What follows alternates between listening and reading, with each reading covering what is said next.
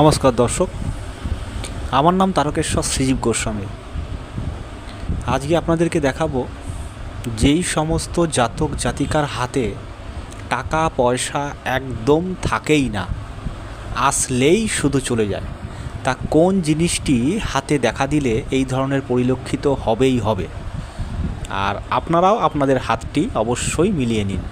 তো আসুন, সর্বপ্রথম আপনাকে দেখতে হবে এই যে হাতের যে আঙ্গুলগুলো আছে, এই আঙ্গুলগুলো যখন স্ট্রেট রাখবেন, যখন টান টান রাখবেন, তখন যদি এর মাঝখানে যদি আপনার গ্যাপ দেখতে পাওয়া যায়, কারো হাতে দেখবেন একটু ছোট গ্যাপ দেখবেন, কারো হাতে বেশি বড় গ্যাপ, বা আবার কিছু কিছু জাতক জাতিকাও আছে তাদের হাতে কিন্তু গ্যাপ দেখতে পাওয়া যায় না যখন আপনি হাতটাকে টান টান করবেন।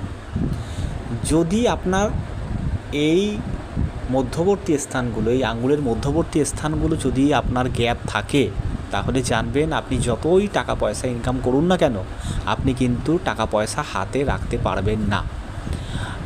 আর যদি আপনার হাতে এই ধরনের গ্যাপ দেখতে পাওয়া না যায়, তাহলে জানবেন আপনি কিন্তু টাকা পয়সা খুব সুন্দরভাবে কিন্তু রাখতে পারবেন।